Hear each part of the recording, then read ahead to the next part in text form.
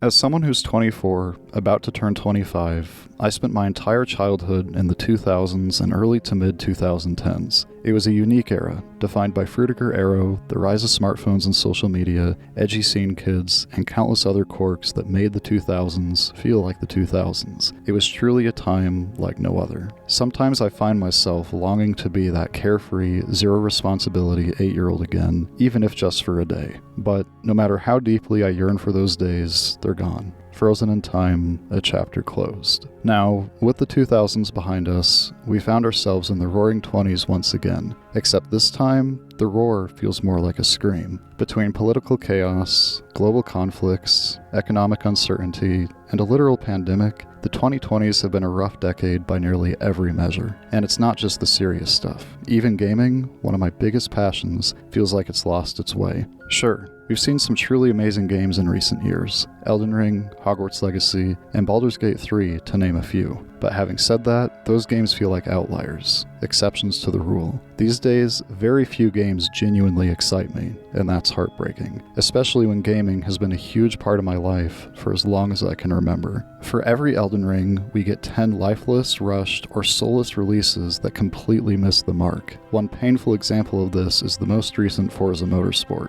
If you've been a longtime subscriber of this channel, you'll know how much Forza means to me. I got into the series when I was 9 years old, and it's been part of my life for nearly 16 years now. Forza Motorsport 3 and 4 were the peak of the motorsport series, filled with heart, soul, and incredible gameplay. Every time I go back to them, I'm reminded of why myself and so many others possess such a deep love for FM3 and FM4. There was clear passion and effort poured into those titles. Today's Forza Motorsport, by comparison, feels like a hollow shell of its former self. To be fair, the reboot is in a better state today than when it first launched a year and a half ago, and credit is due to Turn 10 Studios for that, but it still doesn't compare to the glory of Forza Motorsport 3 and 4. I covered this in my video, The Heartbreaking Decline of Forza Motorsport, so I won't harp on it too much, but I had to bring it up again, because it is genuinely heartbreaking. There are so many beloved features and qualities from the older games that haven't returned in over a decade, and despite years of fans begging for their return, Microsoft and Turn 10 continue to ignore us. And sadly, this isn't just a Forza problem. It's an industry-wide issue.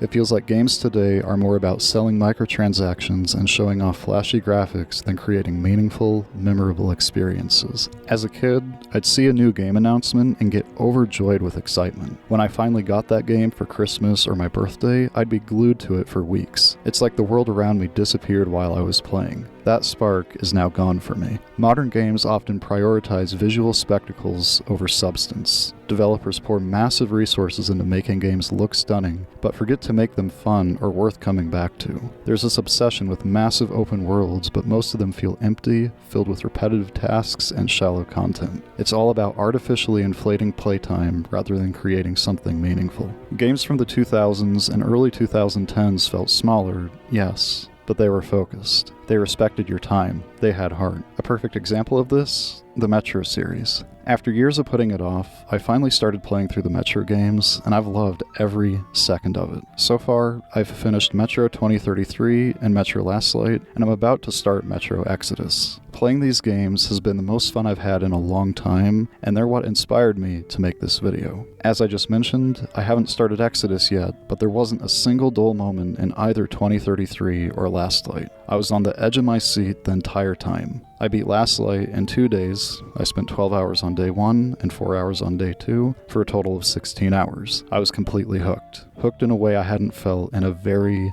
very long time. It was the same case for Metro 2033. Playing through the Metro series has reminded me of what games used to feel like. Immersive, intense, story-driven, and most importantly, fun. I wanted to explore every inch of the post-apocalyptic world, uncover secrets, and see Artram's story through to the end. Now, I'm genuinely excited to dive into Metro Exodus, and that excitement feels rare nowadays. The Metro games reminded me of a time when developers focused on telling tight, meaningful stories rather than filling maps with mindless busywork to pad playtime. I miss that era more than I can put into words. Video games from the 2000s and early 2010s were made with clear passion behind them, and you can really feel that when you look back at series like Need for Speed and Forza Horizon. Growing up, two of my all-time favorite games were Need for Speed Most Wanted and its sequel, Need for Speed Carbon. Even today, they're still among my favorite video games of all time. Now that I'm older, I can admit the corny dialogue and over-the-top acting are quite cringe at times, but that's part of what made those games so iconic. It's what gave them character. The insane cop chases, the fun and responsive driving mechanics, the dramatic storylines, they all blended together in a way that made Most Wanted and Carbon unforgettable. I recently went back and replayed Most Wanted, and I had just as much fun with it now as I did when I was a little kid.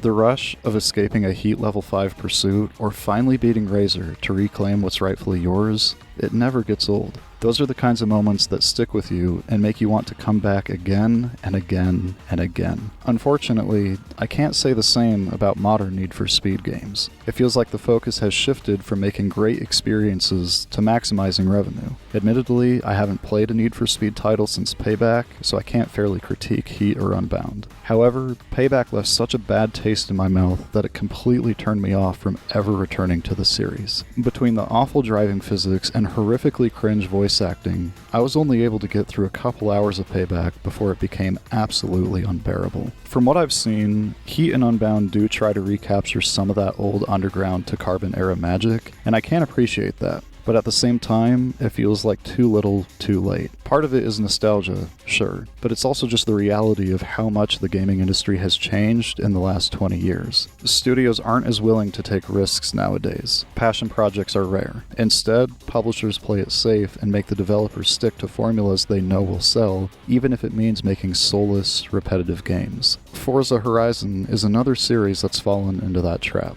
After Forza Horizon 2, each new entry has felt like more of the same. New map, new cars, new forgettable festival characters, but the same formula. You start the game, you're thrown into a flashy intro, you do some races, discover some barn finds, complete some challenges, and that's about it. There's no real sense of progression or purpose. Everything is handed to you from the start, so there's no incentive to keep playing. Compare that to Forza Horizon 1, where you had to climb your way to the top and take down Darius Flint. That kind of structured journey gave the game direction, and made you want to keep coming back. The newer entries don't have that, they just exist. Playing them feels like going through the motions, pretty but hollow. And it's not just Forza. You see the same pattern with Call of Duty, with the Formula 1 games, with so many major franchises. Each new installment feels like a slightly shinier version of the last, with slight differences in weapon choice for Call of Duty, and slight differences in driving physics for Formula 1. The lack of innovation is exhausting. Most publishers don't want to take creative risks anymore. They just want to stick to what's safe and guaranteed to sell. 9 times out of 10, I'd rather go back and replay a game from 20 years ago than pick up something new. And honestly,